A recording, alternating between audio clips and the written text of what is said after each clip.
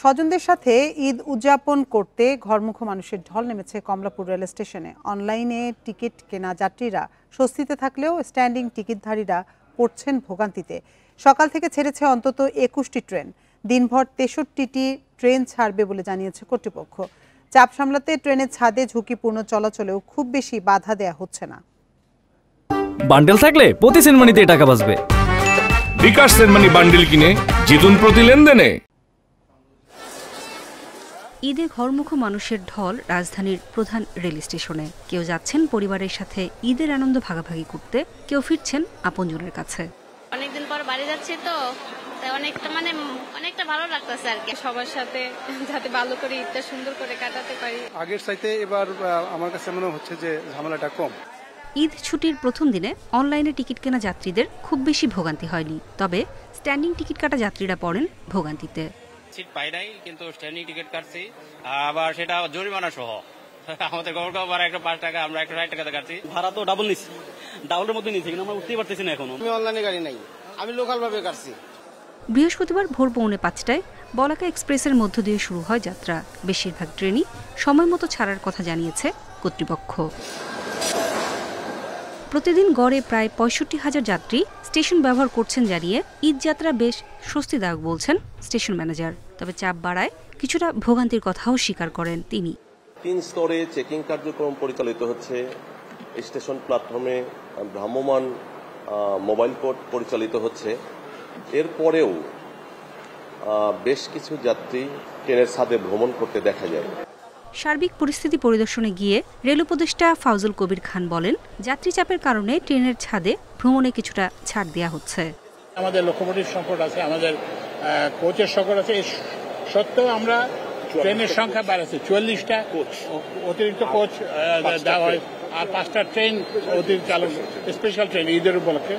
এইটাই আমাদের ওই যে সীমিত সামর্থ্য, এবং আমরা আশা করতেছি আরো নতুন কোচ আসবে, আসলে আমরা আরো এই ফ্রিকোয়েন্সি এবং ট্রেনের সংখ্যা বাড়াতে পারবো। শুক্রবারও ছেড়ে যাবে 63টি ট্রেন, থাকবে স্পেশাল ট্রেনও। নূরে জান্নাত, ইন্ডিপেন্ডেন্ট নিউজ, ঢাকা। এবার ঈদযাত্রা মহাসড়কের খবর জানাতে গাজীপুর থেকে আমাদের সাথে যোগ দিচ্ছেন সহকর্মী আবুল হাসান। আবুল হাসান, ঢাকা গাজীপুর মহাসড়কের এই মুহূর্তের পরিস্থিতি আপনি কেমন দেখছেন? যানবাহনের চাপ কেমন মহাসড়কে, এবং সকাল থেকে যে থেমে থেমে বৃষ্টি হচ্ছে এর প্রভাব কেমন পড়েছে সড়কে?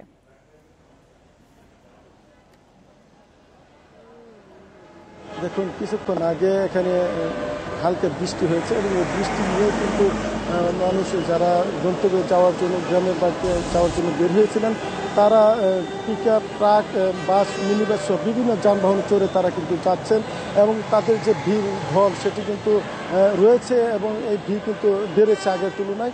তবে একটি বিষয়ে আপনাকে বলে রাখি যে যানবাহনের চাপ, সেই যানবাহনের চাপ কিন্তু কিছুটা কমে এসেছে। অর্থাৎ আগে যেই অংশে, অর্থাৎ টঙ্গী থেকে চান্দনা চৌরাস্তা পর্যন্ত যে গাড়ির ধীরগতি ছিল, সেই গাড়ির গতি এখন কিন্তু শুধুমাত্র চান্দনা চৌরাস্তা কেন্দ্রিক রয়েছে এবং টঙ্গী কেন্দ্রিক রয়েছে, এবং বাকি অংশে গাড়ির চাপ মোটামুটি ফাঁকা হয়ে গেছে।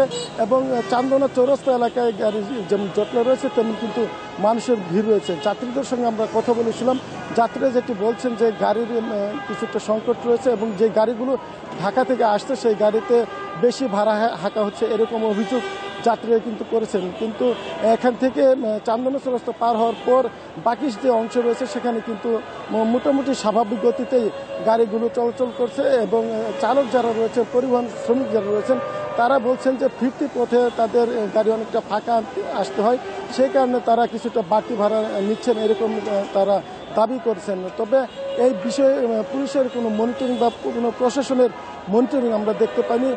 আমরা যেটি দেখেছি যে সকাল থেকে পুলিশ বিভিন্ন স্থানে অবস্থান নিয়ে যানজট নিরসনের জন্য কাজ করছে, এবং এখন যে বৃষ্টি হয়েছে সেই বৃষ্টির জন্য যাত্রীদের কিছুটা দুর্ভোগ থাকলেও তারা কিন্তু গন্তব্যে যাওয়ার জন্য মরিয়া হয়ে আছেন, এবং তারা বলছেন যে ঈদের আনন্দ ভাগাভাগি করতে এখন তাদের নির্দিষ্ট গন্তব্যে যেতে হবে, সেই লক্ষ্যে তারা রাস্তায় নেমেছেন।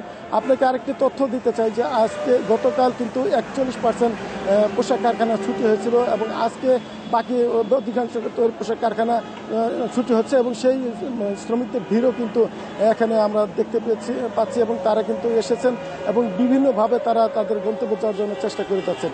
এই ছিল সড়ক পরিস্থিতির সর্বশেষ খবর। গাজীপুর থেকে মহাসড়কের সবশেষ তথ্য জানাচ্ছিলেন সহকর্মী আবুল হাসান।